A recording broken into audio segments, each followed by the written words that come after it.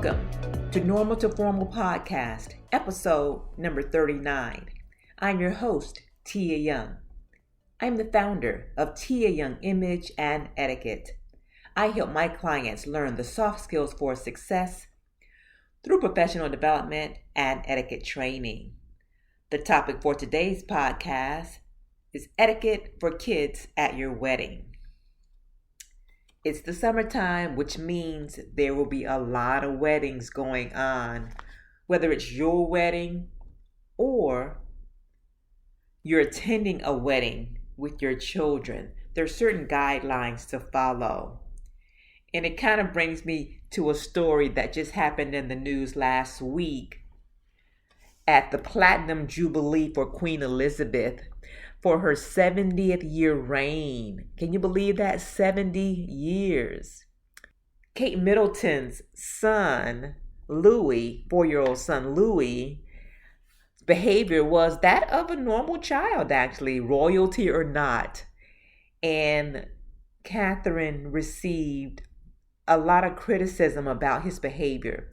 But kids will be kids. There's really nothing that you can do. And this was a 4-day event.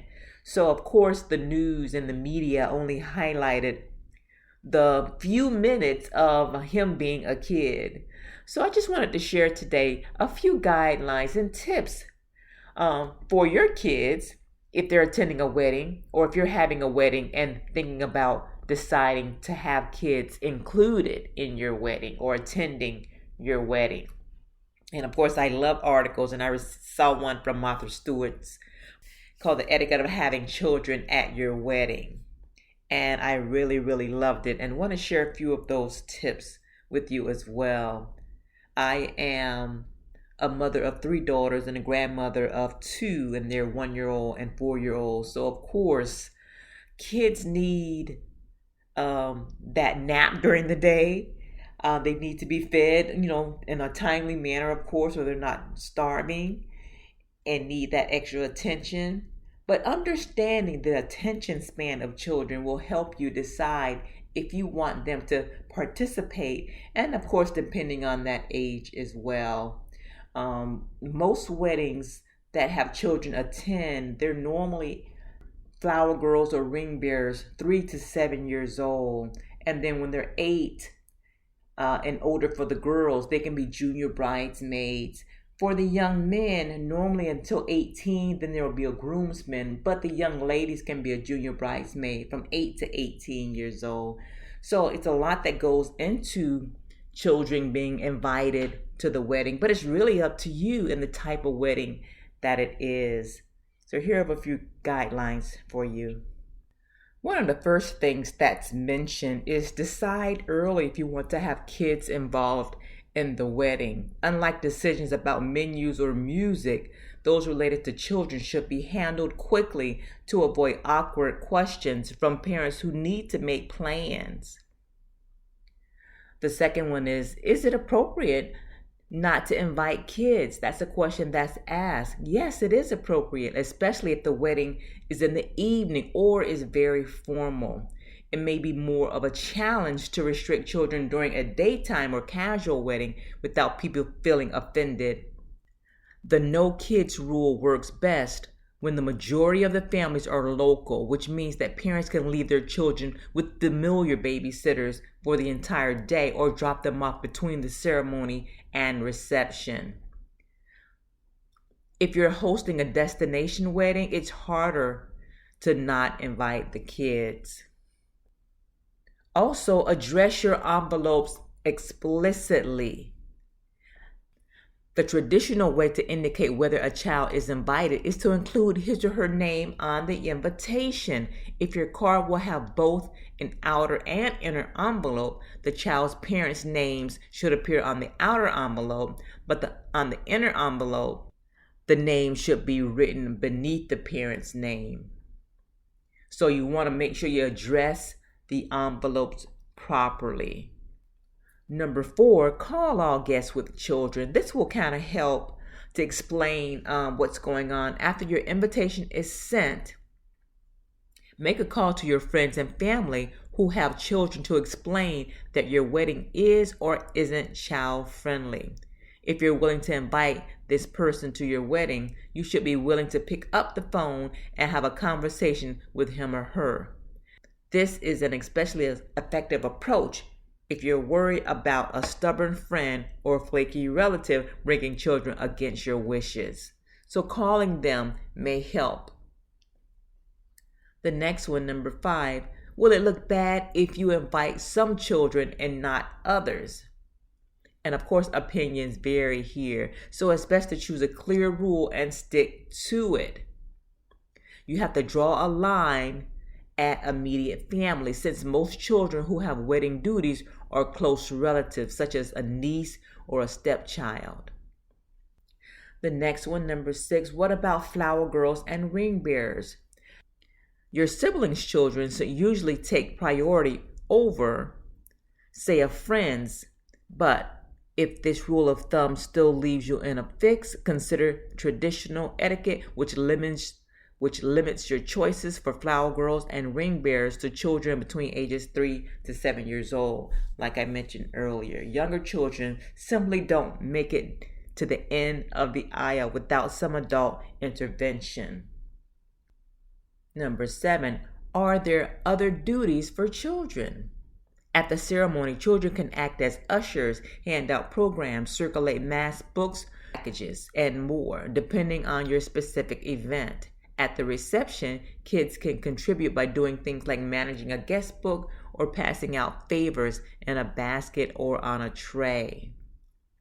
Be sure to match the job to the kid's personality. If a child is introverted and prone to hiding behind mom's skirt, that kid most likely isn't going to love giving a public performance, no matter how talented he or she is. Number 8, do you have to invite the flower girl and ring bearer to the reception? There's no rule that says you must, but think of the bad feelings you'd engender if you didn't invite them. It's not an easy task, but emotionally and logistically for parents to dress up kids in fancy clothes, prod them to do their given jobs, then tell them that they have to miss the party. The thoughtful thing to do is to invite them to the reception. If you're really intent on having a purely adult reception, at the very least allow the flower girl and ring bearer to attend the cocktail hour and offer to find them babysitters for the rest of the night. The next one, number 9, do kids need a special menu? When it comes to food, children's meals make the kids happier and are often less expensive. Children 13 and up should be able to eat adult fare. You may want to ask parents about this ahead of time. 10. Where should the kids sit? Where should kids sit? It is suggested that kids age 7 to 14 are seated at a separate table, but those under 7 in another room entirely.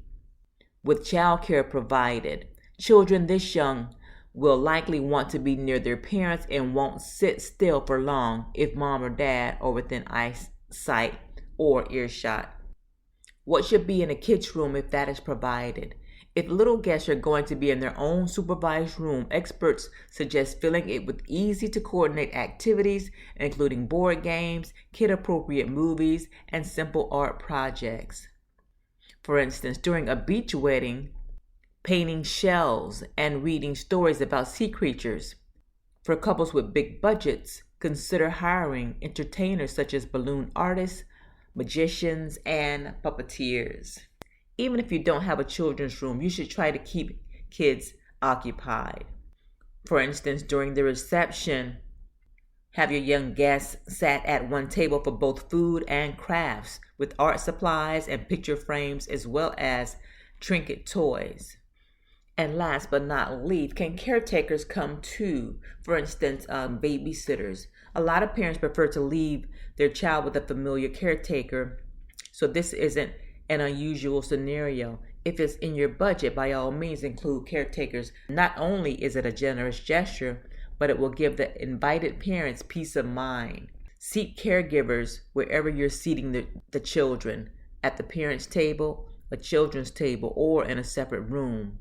Remember, that they'll require escort cards and place cards. That said, you're in no way obligated to include them. Your guest list is your guest list, and you shouldn't have to invite someone just because someone wants you to. This is especially true if you're having an intimate affair with only your family and close friends in attendance, or if your budget is too tight. So these have been a few etiquette tips on including kids at a wedding that you're attending or your own wedding. Kids will be kids, so always remember that. They're going to need that extra attention. They're going to need to make sure that they've had enough rest and that their attention span is very short. They're going to eat probably different foods than you want to eat. And they want to have fun as well. So keep all those things in mind as you're planning or getting ready to attend one of the summer weddings that are coming up. Thank you so much for joining Normal to Formal podcast today. I hope that you've learned a few new tips on etiquette for children at weddings. My name is Tia Young, and I'm the host. You can follow me at Mrs. Tia Young on Instagram and Facebook, and Mrs. Manners on LinkedIn. Please comment, follow, and share. Thank you so much, and I'll see you next time. Bye-bye.